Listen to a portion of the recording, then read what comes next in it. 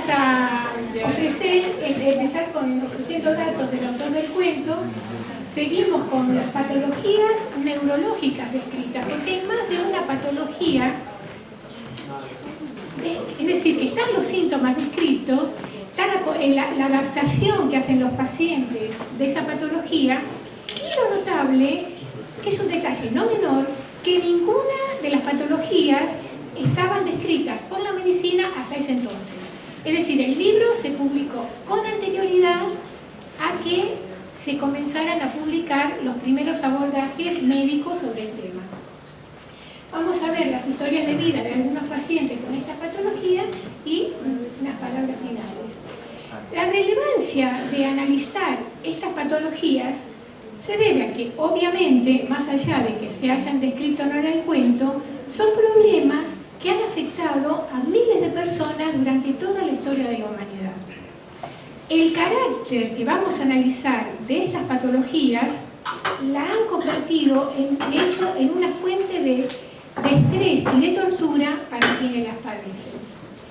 Entonces, estas son unas imágenes de las primeras ediciones de Alicia que se publicó por primera vez en 1865, acompañada del dibujo de John Tenniel, que generalmente se han respetado, es decir, muchas ediciones posteriores de Alicia por otras editoriales han respetado y han incluido estas imágenes acompañando el relato.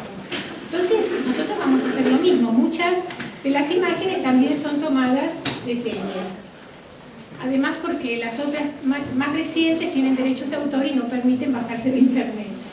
Entonces, esta es una imagen de Charles Dodgson de joven, que fue lógico, matemático, diácono anglicano, fotógrafo y escritor. Ahora, hay que distinguir, y esto es con lo que vamos a comenzar, entre sus cuentos infantiles y su conducta personal, que por lo menos vamos a considerarla de carácter dudoso. Es decir, no está en discusión acá la genialidad de sus cuentos, pero sí nos atrevemos desde este lugar a cuestionar un poquito el carácter dudoso de su conducta. Acá lo vemos con una nana. Tenía la costumbre de rodearse de nenas. Tenía una frase: amo a los niños excepto por los niños. Ustedes saben que en inglés la palabra children no tiene género. Y queriendo decir que amaba a los niños excepto a los varoncitos, porque amaba a las nenas. Él lo que hacía era, lo decía sin ningún problema, él les pedía permiso a los padres para pasar tardes enteras con las nenas, les daba el té, les contaba cuentos y les sacaba fotos, la disfrazaba, tenía un rincón donde la disfrazaba y le sacaba fotos. Tenía más de 3.000 fotos. Y sin embargo, después de su muerte, extrañamente se encontraron nada más que 700. Esta es la famosa Alicia Liddell, cuando tenía 4 años, y también acá está sin disfrazar, y acá está disfrazada, y acá está de grande, Liddell. Ahora, él empezó a tratar a Alicia Liddell desde los 4 años, junto con sus hermanas, y cuando cumplió 13 años, le pidió permiso a los padres para casarse con ella. Los padres, espantados, por supuesto, se enojaron y impidieron, a partir de ahí, que se vieran más, ¿no? Y con razón. Acá está Alicia, ya un poquito más grande, era tremendamente fotogénica, ¿verdad? Pero esta es la imagen más conocida de Alicia,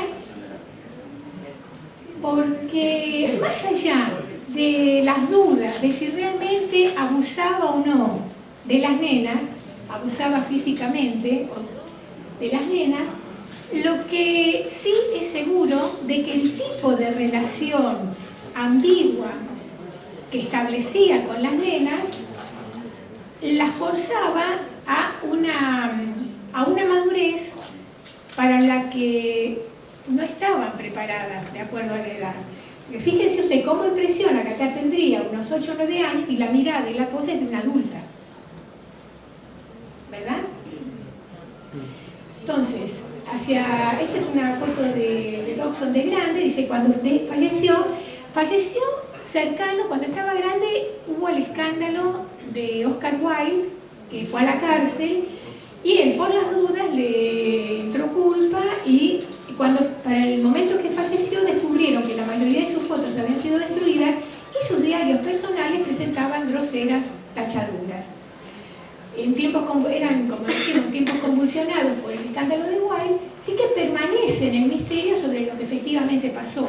Hay una investigadora mexicana que sostiene que es muy difícil que haya llegado a abusar físicamente de la gran cantidad de nenas con las que tomaba el té, que ningún padre se haya dado cuenta y ha hecho un escándalo similar al de Wilde.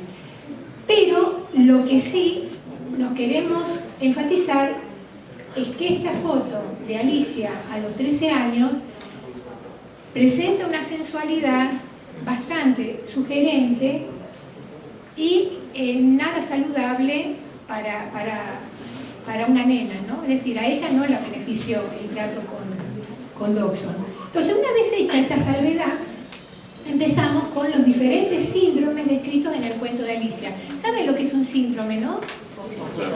Conjunto de síntomas y diferentes cuestiones. Es decir, un síndrome se distingue de una enfermedad en que tiene una serie de características que pueden o no presentarse.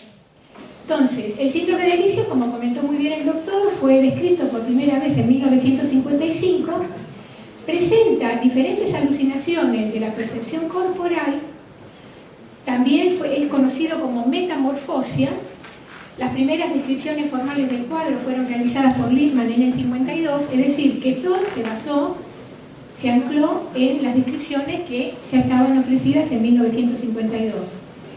El artículo se puede descargar hoy mismo, se puede acceder desde hoy por internet en el Journal canadiense, de la Asociación Médica Canadiense. Es decir, yo lo busqué y está. Es lo bueno de los trabajos científicos, ¿no? Que permanecen, sobre todo cuando están digitalizados, que uno puede acceder gratuitamente desde internet. Eso es una de las cosas por las que amo internet.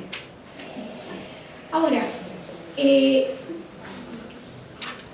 el cuento se describe el síndrome de Alicia en sentido estricto está limitado a las manifestaciones de metamorfosia, que es cuando el paciente describe que partes de su cuerpo se aumentan exageradamente de tamaño.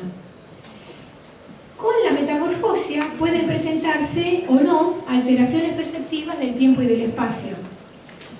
Pueden estar asociados o no al trastorno de despersonalización.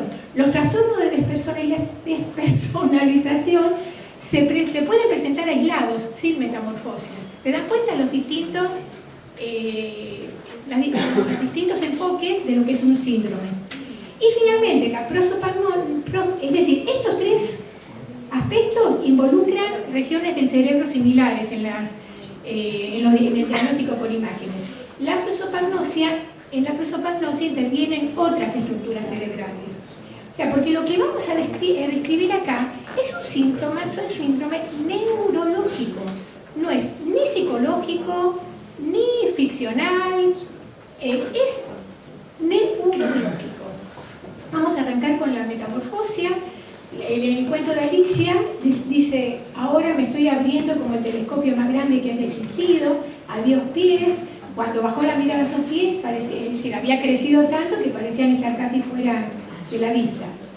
Y después este otro detalle de los distintos problemas para manejar el cuerpo en el espacio, que, chicos, si alguien está charlando, si quieren charlar, por favor, vayan afuera. Es vergonzoso. Sí, es vergonzoso. Vayan afuera. No, porque realmente es una vergüenza. No estamos con gente de un jardín de infantes. Gracias. Y después está otra frase que tiene que ver con las dificultades de adecuar el cuerpo en el espacio, de la torpeza que refieren los pacientes para manejar adecuadamente su cuerpo en el espacio. Dice: mientras decía estas palabras, le resbaló un pie, un segundo más tarde ya dejando hundidas el cuello en el agua salada. Entonces, este es un detalle que también conviene tener en cuenta. Bueno, acá está el doctor Scarlato. En la conferencia de hace poquito, él mencionó esta imagen relacionada con las drogas que causan alucinaciones. Hay una distinción que queremos hacer acá. El síndrome, si bien en el cuento se relaciona las alucinaciones de metamorfosia, agrandarse o achicarse, con el consumo de alguna sustancia tóxica, en realidad el síndrome neurológico no depende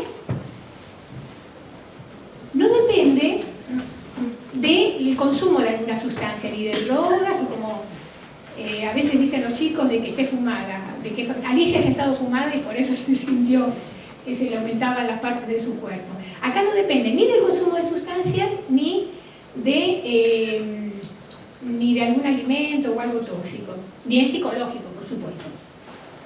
Entonces, también en el cuento de Alicia, sobre todo Disney captó las distorsiones que hay en el tiempo del espacio, por eso es que el conejo, la sensación del conejo de que siempre está atrasado, de que el tiempo no le rinde, de que el tiempo vuela, tiene que ver con una distorsión en la sensación del tiempo. Y estas reflexiones, estos son dibujos originales de Tenniel. Si conocieras el tiempo tan bien como yo, no hablarías de perderlo. Y cuánto es para siempre, a veces es solo un segundo. Es decir, hay una elaboración artística de un problema real que presentan muchas personas, y eso se aprecia. También la película más reciente sobre Alicia aborda las distorsiones del sentido de orientación y cómo también esto es elaborado de manera metafórica. Solo unos pocos se encuentran en el camino, algunos no lo reconocen cuando lo encuentran, otros ni siquiera quieren encontrarlo.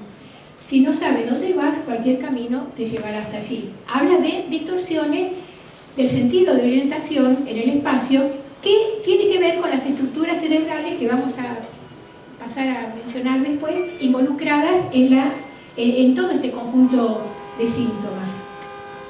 ¿Qué indican los estudios de diagnóstico por imágenes? Que las alucinaciones tienen base neurológica porque permiten establecer relaciones entre una disfunción en el lóbulo parietal que integra la información sensorial, o sea, integra todas las percepciones, con la percepción de nuestro cuerpo en el espacio o propiocepción.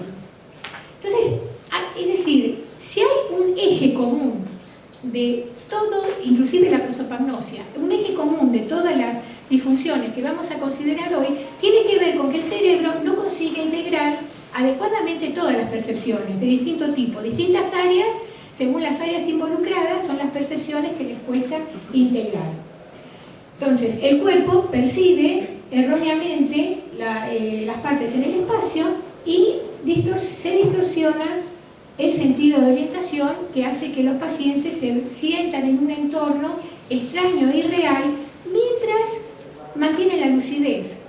Por eso es que no encontramos gente que ande por la vida diciendo que tiene estos síntomas. Porque para la persona misma es muy difícil, es muy torturante vivir con estas percepciones y reconocerlo. A la primera persona que le cuesta reconocer que está teniendo estos problemas perceptivos es al paciente mismo. Por eso tardan en consultar. Entonces, repetimos, insistimos, las alucinaciones del síndrome de Alicia, ¿serán de carácter psicológico o responderán a alguna sustancia tóxica? No, insistimos. Sino que estudios más recientes, que también están en una revista de neurología española, porque los españoles tienen muy buenos avances en neurología, los equipos de neurólogos de investigación en neurológica en España son muy buenos. Y en España, en este artículo, que también está en internet, resume toda una serie de casos que vincula la metamorfosia con infecciones en el sistema nervioso central, causada por el virus de Epstein-Barr, por citomegalovirus, la varicela zoster, es decir, toda una serie de virus que se instalan en el sistema nervioso y generan este tipo de trastornos. Y esto es muy bueno tenerlo en cuenta, porque la fuente de la toxicidad es el virus, no una sustancia exógena. Entonces, ¿recuerdan que quería decir síndrome? Que abarca distintos aspectos y no solo uno. Bueno, ahora vamos a ver el trastorno de despersonalización que se puede presentar o no asociada a la metamorfosia, pero que se ha estudiado como un trastorno en sí mismo. En varios momentos de la historia, Alicia cuestiona su propia identidad y se siente extraña. Dice, soy la misma que me levanté esta mañana. Casi creo que puedo recordar sentirme un poco diferente, pero si no soy la misma, ¿quién soy en el mundo? Y este también es el dibujito original. Otro relato más. Estoy segura de no ser Ada, porque su pelo cae en grandes rizos y el mío no tiene ni medio rizo. Y estoy segura que no puedo ser Mabel, porque yo sé muchísimas cosas y ella sabe poquísimas. Además, ella es ella, yo soy yo. Dios mío, qué rompecabezas. Probemos con la geografía. Londres es la capital de París, París es la capital de Roma. No, lo he dicho todo mal. Estoy segura, me debo haber convertido en Mabel. Esa sensación de sentirse otra persona es lo que se llama el trastorno de despersonalización, que acá está tomado con humor. Entonces, ¿qué es el trastorno de despersonalización? Se caracteriza por una interrupción de la integración de la percepción, la conciencia, la memoria y la identidad que introduce un sentido del yo desordenado y fragmentado. Es un trastorno perceptivo, lo que muestra toda la evidencia, que es un trastorno también del modo en que el individuo capta, recibe las percepciones. Es un trastorno perceptivo que abarca una amplia gama de síntomas, sentimientos de no pertenecer al propio cuerpo, falta de propiedad de los pensamientos, por eso es que Alicia no sabía si sentirse ella o su amiguita, unido a un entumecimiento de las emociones y a movimientos involuntarios, porque también está involucrado el cuerpo y las estructuras cerebrales que están involucradas, movimientos involuntarios que se inician sin intención consciente. Se lo relaciona con estrés postraumático y abuso infantil. Esto se empezó a estudiar con los veteranos de guerra. Los veteranos de guerra padecen mucho esto. Entonces, los síntomas coinciden con situaciones límite o que amenazan la vida.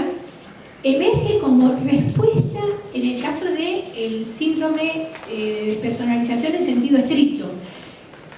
Acá estamos abarcando lo que se sabe del trastorno de despersonalización, que puede o no estar asociado a los síntomas de metamorfosia y alteraciones en el tiempo y el espacio, porque están, insistimos, están involucradas estructuras cerebrales similares. Entonces, emergen como respuesta adaptativa a una situación abrumadora, y las respuestas con esta enfermedad, este trastorno, refieren a experiencias extracorporales como la sensación de que el yo se encuentra fuera del cuerpo físico. También, de nuevo, alteraciones perceptivas. Fue descrita este problema en 1898 por un filósofo. Entonces, acá estamos en un problema de pertinencias profesionales, ¿no? Pero el hecho real es que fue descrito por primera vez no por un médico, sino por un filósofo. Y por muchos años hubo falta de consenso por tratarse de qué era este trastorno, porque no se sabía también si era psicológico o qué, por tratarse de una experiencia confusa y difícil de describir, inclusive por los que la padecen, porque, repetimos, se trata de otro trastorno en que el peor torturado es la persona que lo padece.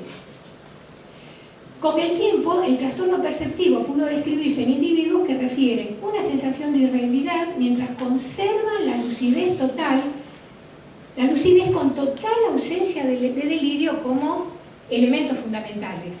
Entonces, recién el diagnóstico por imágenes pudo darnos una respuesta de por qué ocurre esto. Era muy desconcertante para la misma persona, y cuando lo comentaba, era desconcertante para los que lo oían. Dice, porque no, es decir, es algo que inentendible. Entonces, ¿cómo emerge? Para esto vamos a hacer un pequeño repaso para entender cómo emerge un yo saludable. Para entender el trastorno de despersonalización vamos a abordarlo, como siempre decimos, desde la antropología, tratamos de abordar las conductas desde la salud, y desde la salud entonces se puede entender un poquito más la enfermedad. Entonces, los procesos de percepción humana requieren de la integración de dos vías. Un procesamiento voluntario, lógico y semántico, donde interviene la corteza prefrontal, más la reacción emocional involuntaria, que intervienen elementos, que intervienen estructuras del sistema límbico. Por eso es que en el trastorno de despersonalización, la vía de reconocimiento lógico está intacta. que la vía de reconocimiento emocional se encuentra afectada, se encuentra lesionada. Entonces los pacientes refieren que el entorno emerge diferente, extraño o irreal. La base neurológica del trastorno perceptivo permite comprender por qué los pacientes refieren esta sensación de irrealidad o de estar en el cuerpo de otro. Todos síntomas desconcertantes que emergen en ausencia de psicosis.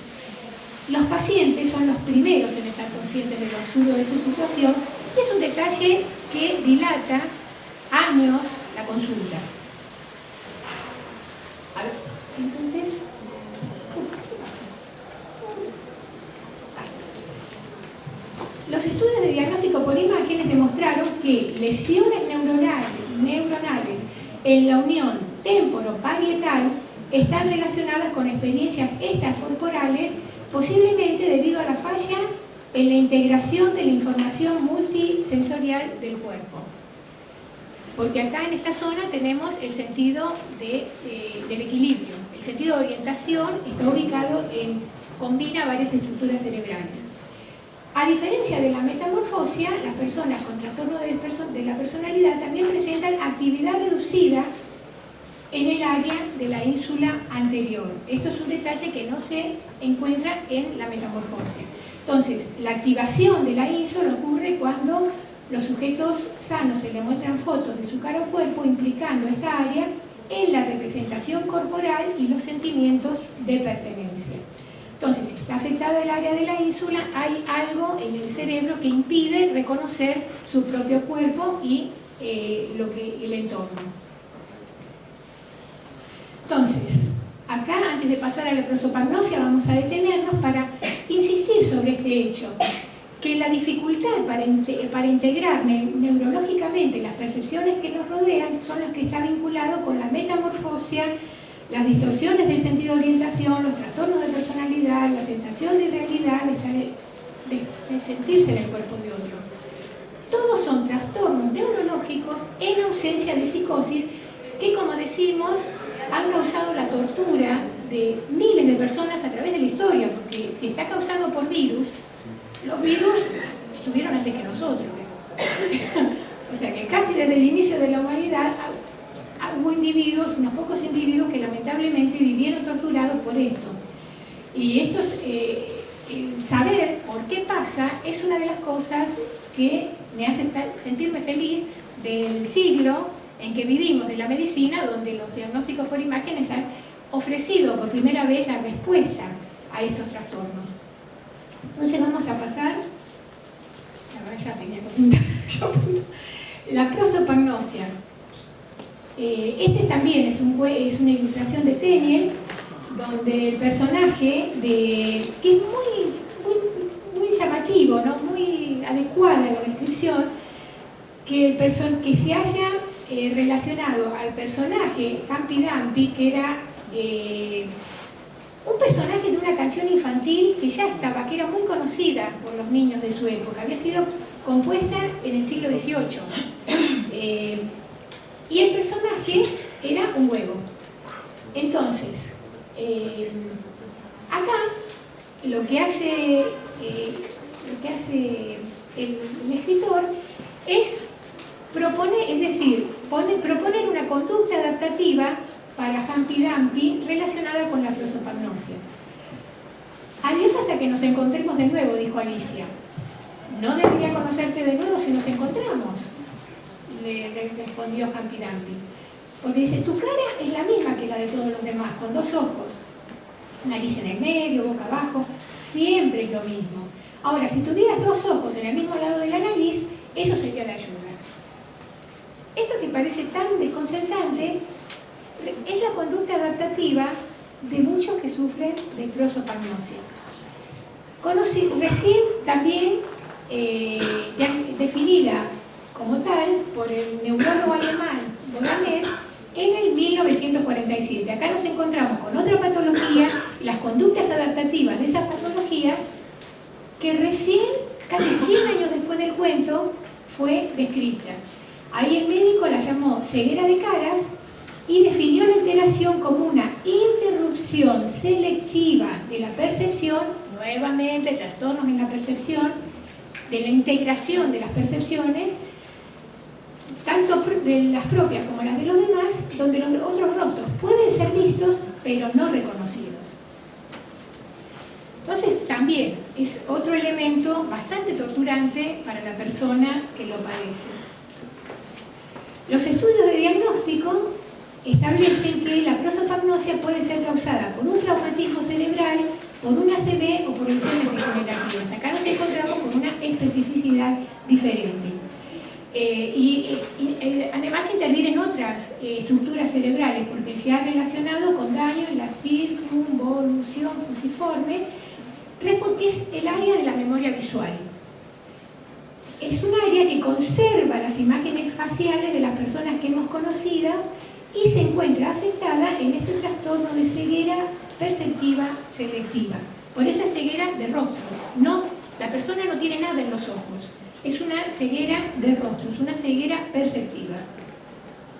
Entonces, acá también, desde la salud, ¿cómo es que opera, cómo es que funciona el cerebro en el reconocimiento saludable o fisiológico de los rostros? Todo reconocimiento humano integra la imagen visual de un rostro dentro de un conjunto de caras almacenadas en un determinado lugar del cerebro y las emociones asociadas con un rostro familiar. Porque este es otro detalle. Una persona podría decir ligeramente, bueno, si no reconoce los rostros, si no se da cuenta, no es una tortura. Si no se da cuenta, ¿por qué es una tortura? Esta misma pregunta se la hizo Antonio Damasio. ¿Por qué debería ser una tortura no recordarse los rostros si uno no se los recuerda, no los reconoce, son todos iguales? ¿Dónde interviene la tortura para la persona? Bueno, Damasio realizó un estudio experimental junto con Tragel, que también está en internet, el trabajo, un estudio experimental a pacientes con prosopagnosia que se le mostraron diferentes fotos de familiares extraños. Entonces, los pacientes tenían que avisar cuando le hacían el diagnóstico por imágenes si reconocían o no los rostros. Entonces, los pacientes informaron incapacidad para, antes del interrogatorio, por supuesto, reconocieron incapacidad para reconocer todos los rostros en general. Ahora, las imágenes de diagnóstico obtenidas produjeron evidencia de una respuesta emocional cuando a los pacientes les mostraban fotos de sus seres queridos. Porque los procesos de reconocimiento facial involucran el reconocimiento voluntario de un rostro y las emociones involuntarias asociadas con esos rostros. Esto fue magnífico, es decir, fue un hallazgo de Damasio, y se lo debemos a Antonio Damasio. Para entender qué es esto, todo lo que pasa es que, por suerte, gracias a Dios, son episodios temporales, los solemos tener como episodios temporarios, pero ¿alguno de ustedes recuerda haberle pasado alguna vez encontrarse con una cara, sentir que la conocen pero no se acuerdan de dónde? Bueno, pasa con una cara, por suerte. Después, si bajamos el estrés, nos acordamos o no. Lamentablemente, el prosopagnósico vive con esa sensación. Pero ¿se imaginan ustedes qué torturante que es eso? Es terrible. Entonces, generan conductas adaptativas. Y la conducta adaptativa es tratar de vincular esa familiaridad con otros aspectos que sean nada más que específicos, no con el rostro de esa persona. Entonces, eso nos recuerda lo que decía Humpty Dumpty: si tuviera, en lugar de los dos ojos donde lo tiene todo el mundo, los tuvieras en otro lado, por ahí sí es una característica particular que es solamente tuya y ahí sí te reconocería. Entonces, vamos recalculando, antes de pasar a las historias de vida de algunos pacientes. La metamorfosia, las alteraciones perceptivas de tiempo y espacio, el trastorno de despersonalización y la prosopagnosia mencionados en el cuento de Alicia refieren a problemas para integrar las percepciones del entorno. Este es el eje y el hilo conductor. Entonces, ¿qué hacer? Tener en cuenta de que hay lesiones que alteran la percepción.